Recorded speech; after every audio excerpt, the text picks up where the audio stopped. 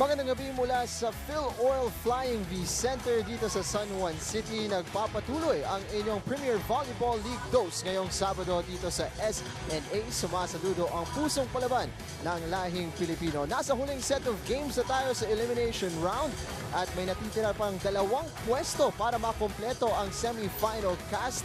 Posibleng mababayan sa 1 remaining slot tonight, pero kailangan malusutan na nag-iisang Armed Forces team ang revitalized squad mula sa Ermita. Coming right up, Gemma Galanza and the rest of the Lady Falcons taking on Joy Cases and the rest of the Lady Jet Spikers. Magandang gabi muli sa inyong lahat. Live dito sa SNA and on SNA HD Channel 166. And of course, via the live stream, take the PVL with you anywhere you want. Here in the Philippines via the #1 sports website sa Pilipinas, sports.abs-CBN.com. Ako po si Jing Hamlang, excited to be here tonight. Ang aking katabi, of course, my partner for this evening, the one and only Noreen Go. Hey Jing, you know, you said it, a couple of last games already for this round at least. So whether or not there is bearing or none, you know that these teams are going to go all out today. Absolutely. And of course, completing our panel at large, Pawi Versosa. How are you? Hi, good evening, Jing and Noreen. I'm very fine. And of course, good evening mga kapamilya. It is day 30 of our open conference dito sa Premier Volleyball League. At syempre, isang exciting na bakbakan muli ang magaganap maya-maya lamang. At yun na nga ang laban ng Lady Falcons kontra sa Lady Jet Spikers. At syempre, Jing and Noreen, huling laban na nga para sa ating Lady Falcons. And of course, they're gonna do everything they can to avoid a last place finish. And of course, they have a chance to do that as they face the Lady Jet Spikers, who have an entire different story. Ang game nila ngayon ay napaka-crucial because this is their ticket to the semifinals. So ang laban natin today is between a team who is seeking to end their journey on a positive note and the other is seeking to prolong their stint here in the PVL. May mga nagsasabi na no bearing ang game na to para sa Lady Jet Spikers or madaling laro para matapos ang elimination round, but they need this win because there are three teams still in contention para sa 2 slots remaining for the semifinals. Puntahan natin ang updated team standings just to give you a better idea kung kano nga ba kadikit ang last 2 spots para sa semis ngayon. The Lady Jet Spikers, the Water Defenders, and the Perla Spikers are really going at it here, Noreen, para makuha ang spot to the semis. Yeah, you know, the Final Four hasn't been set, except for the Cool Smashers who's comfortable with that 6-0 win and loss record. Lady Warriors 5-1. We were talking about it. The Jet Spikers 4-2. Water Defenders and Perla Spikers with 3-3. Maroons with 2-5, and then the Falcons and Power Smashers 1-5, 1-6. But you know, you were talking about it. The Jet Spikers, they want to win today to avoid any complication that will lead them to the Final Four. Absolutely, they want to avoid any sort of last day drama na magaganap tomorrow. Now, every game may chance tayo to focus on one specific player, and the one we're focusing on today is nabigyan ng konting spotlight the last time around. Tamaan ako dun Pawi, who are we focusing on today? Well, Jeng at mga kapamilya, kilalanin natin ang isa sa ating mga players dito sa PVL who hails all the way from Aklan but transferred to Bacolod City to pursue a career not just in volleyball pero sa basketball na rin. She also just finished her basic military training sa Philippine Air Force at nagbabalik na ngayon sa Open Conference ng Premier Volleyball League. Sino nga ba siya? Panoorin po natin ito.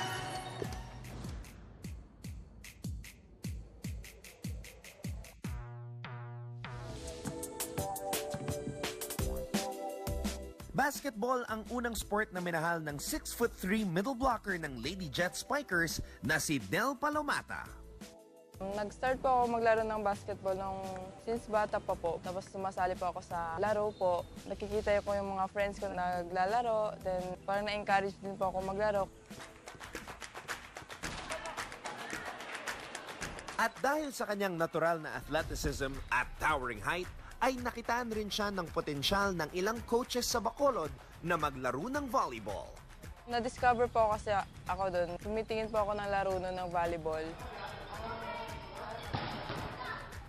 Tapos yung friend ng coach ko is nakita ko na, yun nga, nanonood ako ng volleyball. Yun, rin-recruit nila ako. At mula Batan Academy sa Aklan, ay nabigyan ng full scholarship sa kolehiyo si Del sa University of St. LaSalle, Bacolod bilang varsity. Malaki po kasing pinagbago sa basketball at volleyball. Yung mga exercise, yung mga stretching, malaki pa yung mga pag-adjust po. Mahirap po siya pero kaya po. Dito na-discover ni Del ang kanyang totoong galing sa sport, kung saan nakakuha siya ng ilang awards sa iba't ibang mga liga. Hindi ko naman po inasayan na maging ganun po ako dahil wala naman po sa isip ko na maging ganun, maging best flanker. Number 9, Del Palomata. Dumating ang pinakamalaking break sa kanya nang maging guest player siya sa V-League kasama ng Lady Jet Spikers. 2 years ago, may sinasabi silang malaki na si Del nga yun. Pagdating dito, yun, na-surprise ako, 6'3" nga talaga. Mas malaki sa akin. So, ang laking bagay nung dumating sa amin. Tumaas yung kumpiyansa, gumanda yung line-up. Hindi pa ako sanay nung una na ganito palang feeling na maraming nag-idolize din, maraming nakakilala sa'yo. Nakaka-overwhelm po sa feelings. Yung mga idol ko na nakikita ko lang is nakakalaban ko na ngayon. Excited si Del sa kanyang bagong career bilang soldier athlete. Para sa akin po, ma'am, is for ma-challenge lang po yung self ko na parang iba naman po yung military sa civilian para po ma-change yung life ko.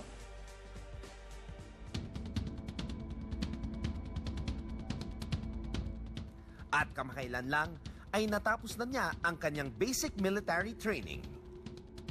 Nung nag-train kami sa basic military training, nagising kami ng 4:30, then formation, tumatakbo kami. May drills with arms.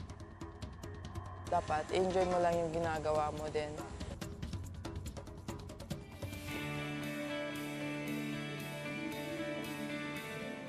At bukod sa araw-araw na ensayo sa volleyball, ay busy rin siya sa kanyang office duty. Nagbabantay kung sino yung gumagamit ng gym. For example, duty ka ng 8 gabi, tapos out mo is 8 o'clock din ng umaga. Masaya ang pamilya ni Del sa Aklan sa narating niya sa kanyang sports and professional career. Mahirap din po kasi. Ako, broken family ako, kaya yun naging motivation ka rin yung family ko. Masasabi lang namin sa'yo, good health, huwag pasaway sa mga coaches mo, keep up the good work bilang soldier athlete. Go Air Force, go!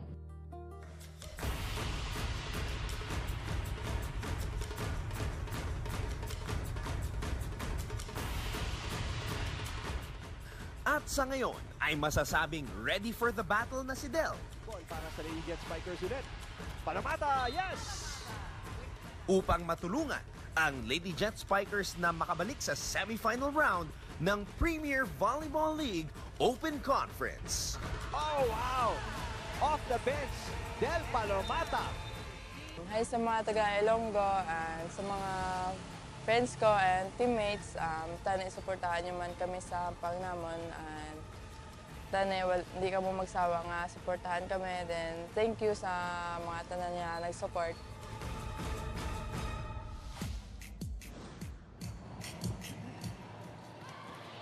Jing and Arena, pag-usapan nga natin before the game no, na napaka-interesting na nagsimula si Del sa basketball before volleyball. And so Nareen, bilang isang former volleyball/basketball player, ano kaya yung mga advantages na pwedeng nakuha ni Del from playing basketball first? Well, you know, being an athlete really, in any sport, there's the discipline that you get from any sport. So I feel that's what she's bringing into the sport of volleyball, yung discipline na nakuha niya. So training-wise, you know that she's gonna give her 100%. So that's actually what's helping her in volleyball today. So that's right, Noreen and Jing, and mga kapamilya, if you want to know more about Del and everyone here at the PVL, don't forget to stay connected to through our social media accounts. For Twitter, that's at ABS-CBN Sports. Gamitin niyo po ang aming hashtag na PVL on ABS-CBN. And of course, check out our Instagram page for exclusive photos. That's at ABS-CBN_sports. At mga kapamilya, pakipuntahan na rin po ang aming pinakabagong Facebook page na at Premier Volleyball League. So paki-like, follow at share na po yan sa inyong mga kapamilya. At syempre, Jing and Noreen, hindi mawawala ang ating mobile photo booth dito sa loob ng arena at ang ating Ronda Cam kung saan makakapagtanong ang ating mga audience dito sa loob ng arena ng kanilang favorite questions sa kanilang players. Alright, coming right up, we are going to break down yung game between the Lady Jet Spikers and the Lady Falcons. Kaya naman, manatili nakatutok. Dito lang po yan sa SNA.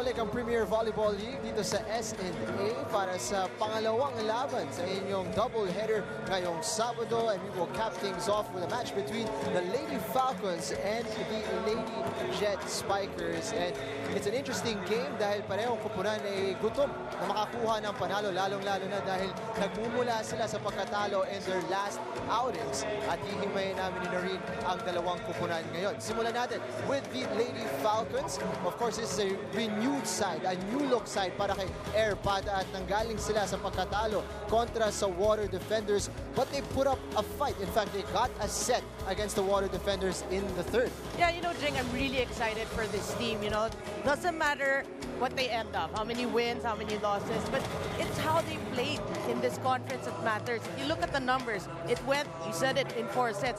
But in spikes, 53 to 50. I mean, they had 50 spikes. Wow. And you're playing against Water Defenders. You should be proud of that.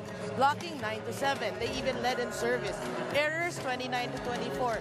But as a whole, really, they played, you know, you said a new team, and they're showing so much improvement. That's why we're so excited for the future of this team. After a difficult season, particularly nung last na UAAP, isang beses pa lang sila nasi-sweep this season. They always manage to get at least a set. So we will be interested to see how they perform against the Jet Spikers, particularly dahil ang trio nila ay gumagana na talaga. Si Gemma Galanza, si Permentilla at si Soyud ay nagper-perform dito para kay Air Padan. Each of them got into double figures nung last game. Yeah, and that's all you want, really. You want a balanced scoring from your team. Jessica Galanza always contributing 18 points in that game. Permentilla with 15 points, and Soyud, we talked about her a lot, 13 points. So at least we can see that a lot of people are stepping up. It's not just Galanza. I mean, we all know that it has been Galanza, but right now she's getting help. So it's good for the team. And the trio will need to be on point kontra sa Lady Jet Spikers. Kanina nakausap ni Pawi si Air Pada. Tinanong niya, ano ba yung pagbabago na meron ngayon para sa Lady Falcons, and paano ba nila matatapos ang kanilang elimination round on a high? Pakinggan natin to. So Coach Air, can you tell us how is the team different now compared to the start of this tournament? Well, I think first off, they have a lot more experience. I think when we played our first match, we had only been training for a month. And so now they seem to be gelling more, trusting each other, playing better as a team. All right, so since today is your last game, what does the team need to do in order to wrap up their stint with a win? We need to win. No, I think one of the things we've been struggling with is making a lot of errors. So just being consistent, cutting down on our errors, and I really stress to them it's about doing your job on the court, because even though this is, it's a team, it doesn't work if everyone's not doing their individual job. So that's what we need to do. I'm hoping for a win today. I'm hoping for that too. Thank you so much, Coach Air, and good luck in your game later. Back to you, Jing and Noreen. Yeah, you know, Jing, you know what you love about Coach Pada is really she's very optimistic. Yes. You know, after the UAAP season and the way she's talking right now, she has so much hopes for the team, which is good, and we're hoping that the team will believe in her program, and obviously they're doing well. People were looking at the side of the Lady Falcons. Medyo dina-downplay nila yung chances nila, but Air Pada's expectations always very high, and they are hoping to get a win against a Lady Jet Spikers side na nabanggit nga natin, nanggagaling sa pagkatalo in their last outing, and they were defeated by the Lady Warriors in straight sets. And that is not usual para sa Lady Jet Spikers. You're right. I mean, we were all surprised with the outcome. We expected at least 4, but it ended in 3. But the third set was pretty good, 29 to 27. But if you look at the numbers, it's very interesting. The spikes category, 45 to 27. That's a huge discrepancy. Blocks just by 1 service, by 5. Opponents' errors, the Lady Warriors even committed more. But you got, you know, the irony of it all, Jing. The Lady Jet Spikers actually had better bigs and receptions. But if you look at their spikes, it's just 27. So the problem right now is converting. They have to convert good good defense into offense and have more than 27. Ang masakit para dito sa Lady Jet Spikers, no players in double digits in that loss against the Lady Warriors. Pero may nakuha silang surprise package from Del Palomata.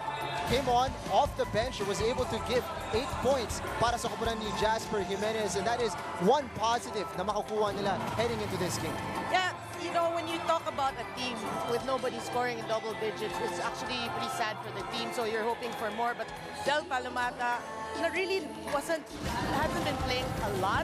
But obviously, given the chance, she scored 8 points. And Coach Jasper earlier talked about the height and what she adds to the team. So obviously in that game, she really contributed to the Jet Spikers. We talked about the surprise dun sa result kontra sa Lady Warriors. Ano ba ang naging rason kung bakit ganun ang naging laro nila against the Lady Warriors? Nakausap ni Pawi Versosa si Jasper Jimenez. Panoorin natin to. Coach Jasper, saan nga ba po nagkulang yung Lady Jet Spikers in your last game against the Lady Warriors? Malaking factor kasi yung warm-up at saka mas talagang napaghandaan kami ng Pukari. So, nag-init kami in the third set na. Siguro yun yung pagkukulang ng team namin. Alright, so today as you face the Adamson Lady Falcons, paano nyo kaya ma-avoid yung pagiging overconfident as you're one step away from making it to the semifinals? Kailangan we work together talaga, hindi pwedeng magkanya-kanya. Kailangan lumabas yung teamwork ng team, yung timing sa block, sa defense, at saka sa offense. Alright, maraming salamat Coach Jasper and good luck in your game later. Back to you, Jing Henry. Maraming salamat mula kay Pawi Versosa. Kung warm-up ang naging problema in their last game against the Lady Warriors, certainly not going to be the case here, Noreen. Nakita natin, very sharp sila. 2 beses na natamaan yung ulo ko dito pa lang sa warm-up. So, it should be a great game on our hands and we are looking forward sa inyong mga tweets. Please do tag us ABS-CBN Sports on Twitter. Gamitin ang hashtag PVL on ABS-CBN at hanapin din kami on Instagram for exclusive photos. That is ABS-CBN_sports. That is our account. Use the hashtag once again PVL on ABS-CBN. And of course, para sa lahat ng mga updates and schedules, puntahan nyo ang #1 sports website sa Pilipinas, sports.abs-cbn.com. And don't forget to like the new Facebook page, Premier Volleyball League. All right, here we go. First set action about to get underway dito sa Phil Oil Flying V Center. Ang mga sounds ni DJ Jams ang inyong naririnig. And when we return, we will have action between the Lady Falcons and the Lady Jet Spikers. Don't go anywhere.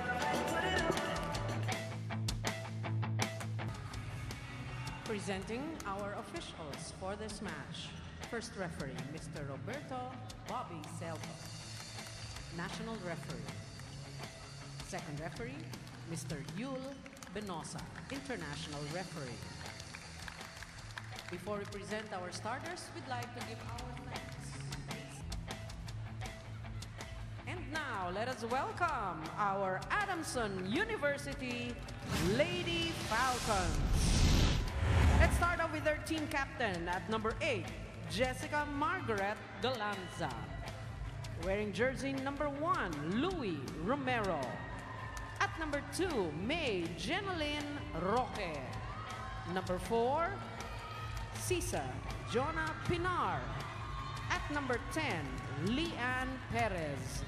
Number 11, Riza Andrea Cruz.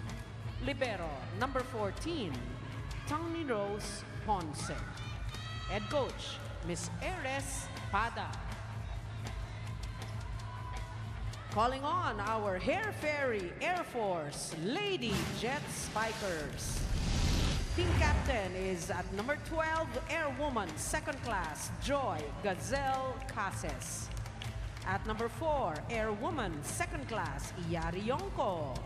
Wearing jersey number 5, Airwoman, second class, Mary Ann Balmaceda. Number 7, Airwoman, first class, Wendy Ann Semana. At number 16, Airwoman, second class, Angel May Antipuesto. Wearing jersey number 17, Josemer Tapik. Libero number 5, Mary Ann Balmaceda. Head coach, Technical Sergeant Jasper Jimenez. This is match number 26. Preliminary. Lady Falcons kontra sa Lady Jet Spikers. Tignan natin ang mga starters para kay Air Pada. Have here, of course, Gemma Galanza, their captain and their key player ever since last season. But she's getting lots of support in this conference in particular, ang sabi nga natin. We're looking at the lineup here. Let's take a look now at the starting 6 para kay Jasper Jimenez. Lady Jet Spikers, of course, needing a win today para ma-guarantee ang pwesto nila into the semifinals. Here they are, Andy Puesto, Pantino, Semana, Yonko, Cases, Tapik, and Balmacedo in the libero position. Yeah, clearly Coach Jasper not using Del Palomata yet at number 1. But if you look at the Adamson lineup, it's actually a different 6 altogether. You don't see Soyud in the lineup, you don't see Permentilla. So obviously Coach Eris Pada really wanting to give exposure to her other players. Romero did not start in that last game, getting one here. Pinar as well. So yeah, interesting set of players na ginamit dito ni Air Pada. We get the first point. Service ni Romero. Cases, attacking. Cases ties the set. Very aggressive against that double block. Yeah. Well, Joy Cases, she's known to do that. Her problem has always been consistency. So if today in today's game she can be consistent for the Jet Spikers, and good things will happen to them. Exception by Galanza. Balmaceda setting it up para kay Yonko. Galanza attacking the double block, sent back by the Lady Jet Spikers. And it's good defense there from the Jet Spikers. Yeah, Cases with that block. And Wendy Semana magpapatuloy at the service area para dito sa Lady Jet Spikers. Semana.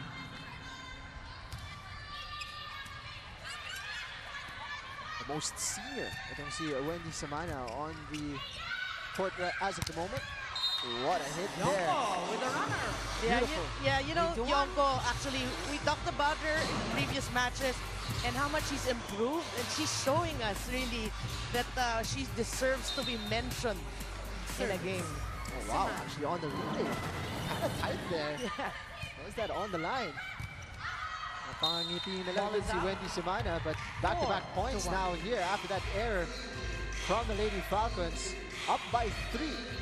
Yeah, that was Pinar with that hitting error, which is what Coach Pada really was stressing in her interview. She wants to check their errors, so they have to try to actually minimize their errors.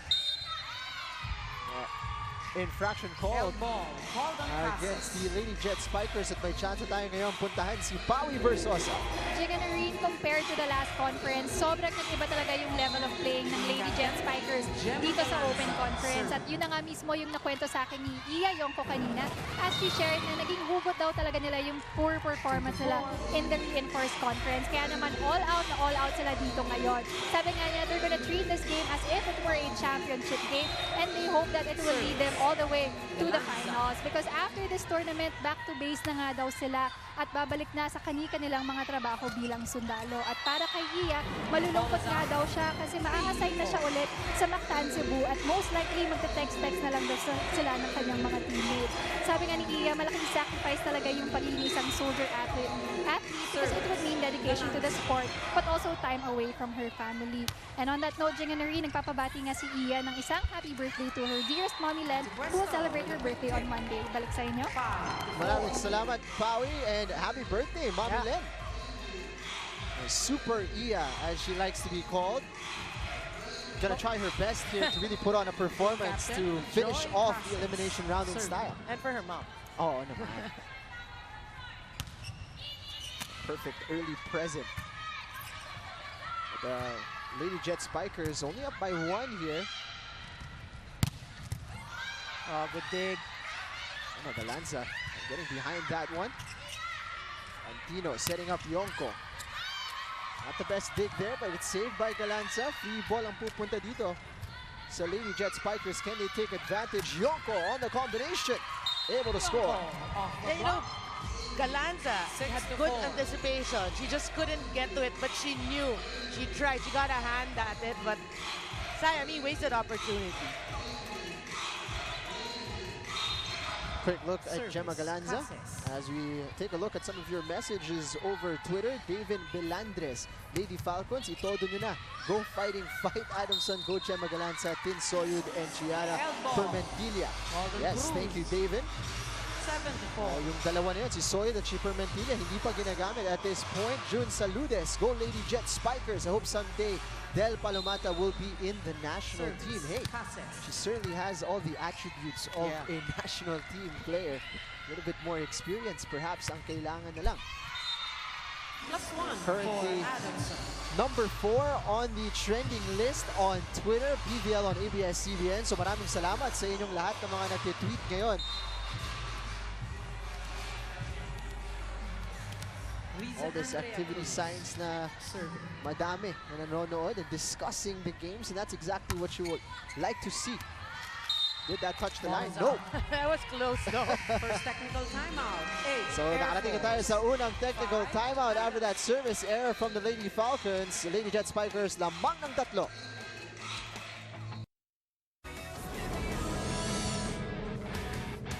Hi, Iya. I'm Maita from Makati City. I just have a question for you. Who is your toughest opponent in this league? Thank you. Hi, Maita. Yung tanong mo, yung sagot ko sa tanong mo, siguro Pocari Sweat. Kasi sila, yung last conference, sila yung nakalaban namin for championship. Tapos last conference, sila ulit yung championship. Ayun, so sila yung tumatak sa team namin, hindi lang sa akin. Ayun, thank you. Salamat sa pag-support sa PVL and Philippine Air Force. There you see it. Question mula kay Maita from Makati. Mukhang talagang naaalala ng Lady Jet Spikers ang Lady Warriors. And they will be hoping to get the revenge in this open conference. Of course, ang Lady Warriors really on a tear in the last few years, in the last couple of years. Napakaraming titulo. Giselle C and the rest of the gang. Pantino, a little too long. 7-3 there by Pantino. Sayang, I think it was a good combination play, but she didn't have that flick of that wrist. So it just landed wide. Pinar with the serve. At hahayaan yun lumabas. Service error here on the part of the Lady Falcons. But you know what? You gotta love what Joy Cassis did. Sinundan niya. She walked back. She backpedaled a bit, and she followed the ball to make sure that her decision not to get it was right. And that's what the coach will always tell you. Sundan mo. But if you're not sure, you can actually react to it last minute. But good decision on her part. Soft touch there, getting it right back para dito sa Lady Falcons. Close game here sa first set. Looping serve, Casas with the reception. Nero, set-up job niya, lumampas. Tapik. That was easy pickings here for the Lady Jet Spikers, taking advantage of by Tapik. Yeah, good effort though by Adamson.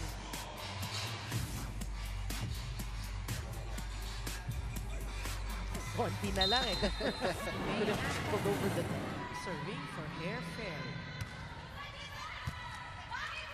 Reception there from Ponce. Balong ni Galanza.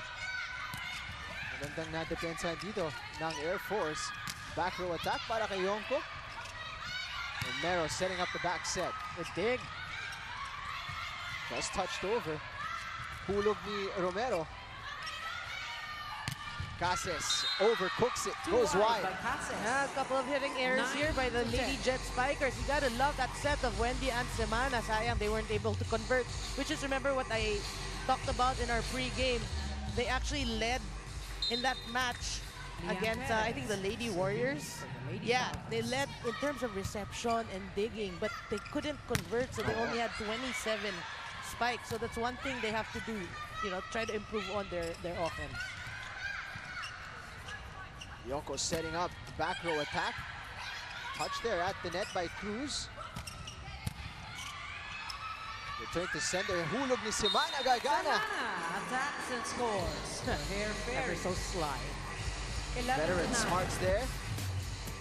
31 years of age, Wendy Simana knows her way around the court. Nakita yung butas doon. Ning tapping. Serving. Well exploited. Running serve. Romero. Cruz with a good hit. Pinalakpakan ni Airpada yun. Good execution from them. But she won't be happy about that. That pass going over the net. Yeah. But again, no, sayang because they've been moving pretty well talking about the Lady Falcons, pero these over balls really giving free gifts to the Jet Spikers. Ning tapping. Serving for the Air Force. That one going into the net. One for Adamson. Service by Neneng Tapik.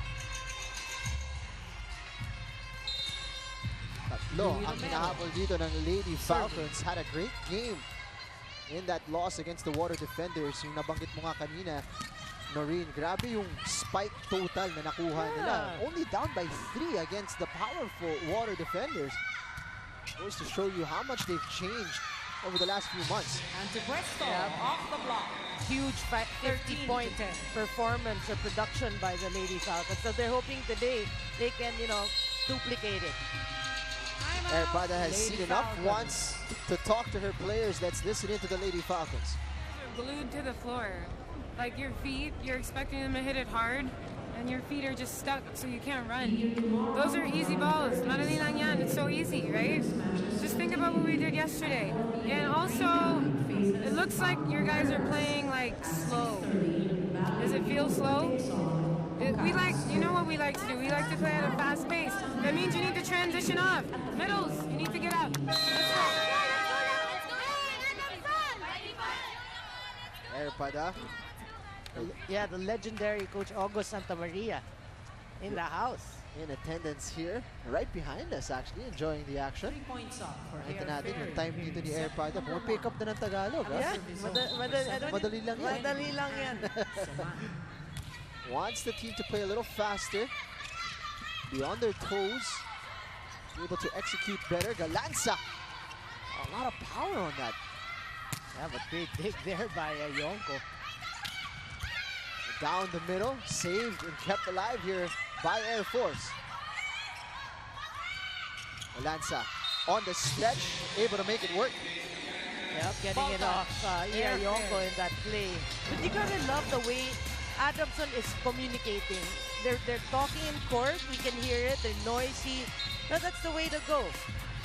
Team captain. Perfect response mula sa timeout. Tatlong putos na mula sa atake para kay Gemma Galanza. A service well received. Yonko ang atake. Beautiful Down the hit. line, Yonko. Goes down the line with conviction. Hit that really sweet. Let's see. Yonko. Team captain, Joy Cases. Serving for Hair But I'm Fairy. actually curious with the Lady Jet Spiker. So she's gonna be stationed in Mactan. Oh. So paano, she can't play +1 or for does she have a Adamson. different team there? I'm sure she's gonna keep fit, but I mean, how's the team gonna Yun do? yung challenge. Yeah. It'll be interesting to see. Actually, matanong natin itong si Yonko what kind of Serve. game she's involved in Cebu. Yeah. Tough position to be in. Separated from your teammates, of course, but also your family. Antino, natapik ni Perez. She jumps right back up to attack it corner pocket. and gets it in the corner. 14. Yeah, and it's just a 1-point lead by the Lady Jet Spikers. We said it, you know, nothing to lose for the Lady Falcons, so expect really that they're gonna go out today.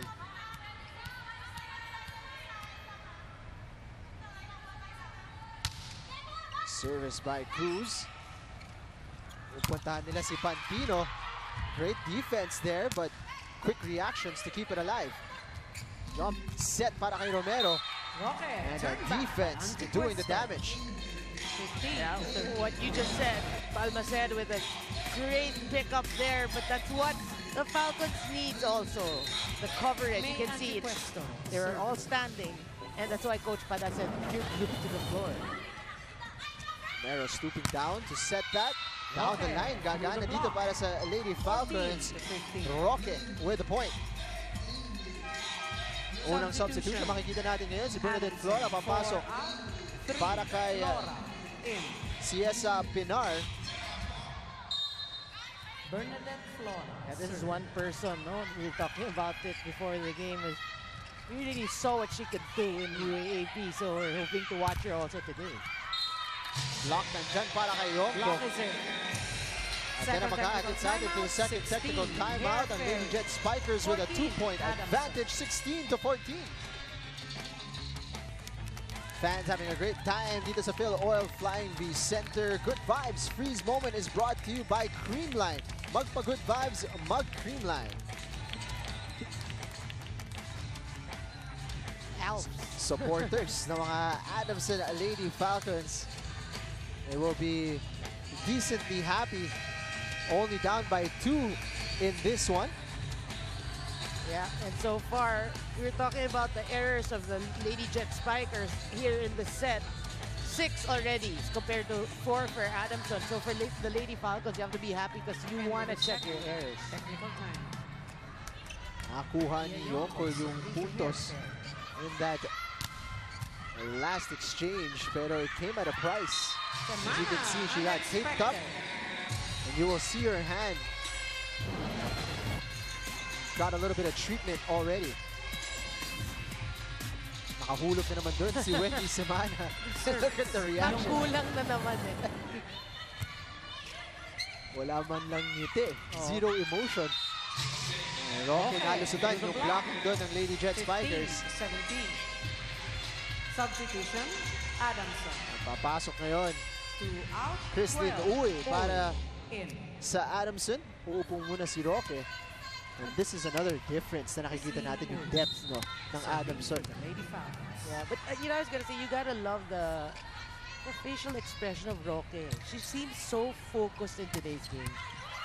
Right down the middle there, kept alive. Ponce got the second touch, free ball ngayon para sa Air Force. And taken advantage of there. Beautiful hit mula kay Pantino. 18-15. Well, even with those errors, the Jet Strikers looking good here in the first set. Of course, led by Yari Yonko, playing really well for them. May Pantino serving. Uy with the reception. Galanza ang atake. So difficult to stop. 16. Yeah, but you gotta credit Uy, that was a perfect pass to set this up for Gemma Galanza. Straight at the attacker there. Dia Perez serving. Always knew that Gemma Galanza had the talent and she was the person carrying the load para sa kanila in Adamson. Pero parang tumaas pa lalo yung confidence niya in this conference. Well, I'm sure, you know, last UAP, we saw the adjustment with the new program, the new coaching staff. I'm sure by now she's well adjusted. And of course, if you know, you already get the program of Coach Pada, your confidence level will be sky high. Cross-court hit from Galanza there. Passes. Tracked by Flora. Gonna be a free attack, much of the frustration of Air Pada. But unable to be taken advantage of by the Lady Jet Spikers.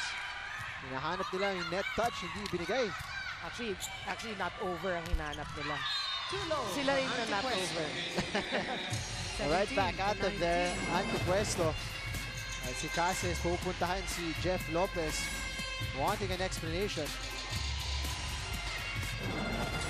Well, the call stays. It did look like it did not go over. Coach Jimenez has a point there. Walong excellent sets para kay Romero. Combination, Ponce nakaangat.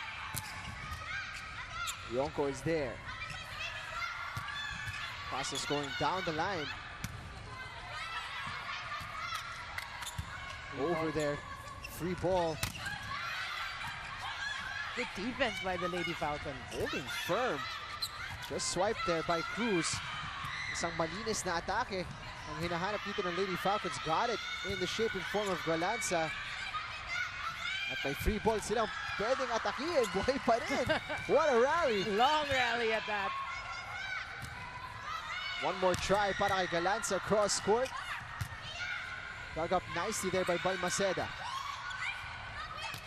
Down the middle. And that was it. Angled hit. Everybody getting a smile on the sideline. They worked hard for that point. And her reaction says it all. I mean, you gotta be happy really with that long rally going the way of Adamson. Substitution. Elisa Cruz. Grabe yung tinrabaho dun sa rally na yun, both on defense and offense. Service. Romero. Pumasok na dito si Palomata. Tried to utilize her immediately. Missed connection on her first attempt. Yeah, she's still cold. But we are tied. Pinuntahan siya agad ni Wendy Semana. Had a few words for her. Romero. All tied at 19. Puntahan ulit si Palomata. They block Galanza. Block is That out. ball heads out. Lady Falcons up by 1. Timeout. Up against the Behemoths. No problem para kay Galanza. And that's enough for a timeout para kay Jasper Jimenez. Pakinggan natin. Kailangan natin ng utak yan. Hindi puro lakas. Ha? Tayo na may pressure eh. Kaya sinasabi ko sa inyo, para tayong bata dahil lalamangan natin ng tatlo. Si service error tayo. Tapos papahabol natin yung lamang natin. Ha? Score 2019. Kapitan natin. Pinasok ka. Eh, hindi mo nagbigay ito. Kapapasok lang. Diba? Side out tayo. Side out. Side out. Side out. Tara. Hey, go. Sige, sige. Pwede na ngayon. Sige, nasakit eh. Jasper Jimenez. Hinaan niya yung boses nito, pero ang lakas ng mic natin eh. So, huwag mo nang puntahan si Del Palomata dahil nga, sabi mo, Noreen, medyo malamig pa. Pero pwede na ngayon. Mabilis. We will see kung makakabawi dito ang Lady Jet Spikers. Nasunod-sunod sila ng Lady Falcons and ang Adamson na ang lamang ngayon. Passes with a looper. A well-placed shot from Casas. Galanza anticipating the danger, or rather Christine Uy anticipating the danger, but didn't make the connection she wanted. Yeah, Casas is going down the line to zone 1. Wendy Semana. Wendy, oh. What a hit, Galanza. From the right. 21. Emphatic spike. On point today. Substitution. For Coach Pada. 12 out. 2. Rocket in. You gotta love her follow through, you know? Team captain, Gemma Galanza. Quick look here at May Roque. Oh, good dig. Looped over. Casas, hinahanap ulit Casas, yung off deep the hit na yun hand at of the kumana na naman. But you gotta love that dig of Ponce actually spoiling the spike of Del Palomata. Team captain, Joy Casas. Joy Casas. Nahanap ng konting weak spot dun sa depensa ng Adamson. They already got 5 attack points in this game. Kung babalikan natin yung last outing kontra sa Lady Warriors, no players in double digits. So far, so good here for the Lady Jet Spikers, but Cruz working her magic once again. Yeah, that's an over-receive there by Balmaceda, and Cruz makes no mistake. Andrea Cruz serving for the Lady Falcons. 2 attack points para kay Lisa Cruz. Her service. Semana pupuntahan si Pantino. Flora, back row for Gemma Galanza. Balmaceda chases it down, and Yonko with a cross-court hit. That hits the net. Long run up there para kay Roque, but did not cross the net. Yeah, sayang. Again, you know, prior to that, you gotta love the movement of the Lady Falcons. Sayang that she buries that into the net. Serving. Del Palomata. Tough introduction sa larong ito. Couple errors. Gets a service here. Semana. And Yonko with an angled hit. 23 Yonko has been on fire in today's game. Key weapons ng Lady Jet Spikers, si Yonko and si Cases. Lady And they're back up by 1 here. Timeout Adamson. 22. Adamson, 23. Okay, just remember on the high ball, May. You gotta get all the way outside. It's there. It's there. You can even see it in your face. You wanted it. Yeah, just make sure you're reaching high though on the high ball. Okay? We played this game yesterday. Look at the score. Let's go. Hey, Lavan, right now. Let's go. Hey, Laban daw mula dito kay Air Pada. Down by 1 here, but really putting up a great fight kontra dito sa Lady Jet Spikers. Yeah. And you gotta love what she said there. We did this yesterday because coaches would implement game situations during practice, and a lot of times to build your palaban attitude, your character, you'll make your, let's say your team BB 24 and then your 20 kailangan mo habulin. Yeah. Yonko on the stretch there. Ran into the first official on the follow-through. Free ball ngayon. Ponce will do the setup. On the stretch was Flora. At hindi over. Ay tatawag ng Lady Falcons at frustrated dito si Air Pada dahil naibalik ng Jet Spikers. What's your thought on that? They call it a lift. If you look at the position of the hand, it looked like it's a lift, you know. But no, sometimes the actual contact is not. But the referee's call stays. Tough break. Set point para sa Air Force, and they seal it here. Hair Fairy takes the first set. Close throughout. 25 to 3-point 22. differential. Set number. And the first blood will go here to the Philippine Air Force Lady Jet Spikers. The defense doing the damage in the end. 1 set down. How many more to go? We will see. 25-22 to the Lady Jet Spikers. We'll be back with highlights and statistics. Don't go anywhere.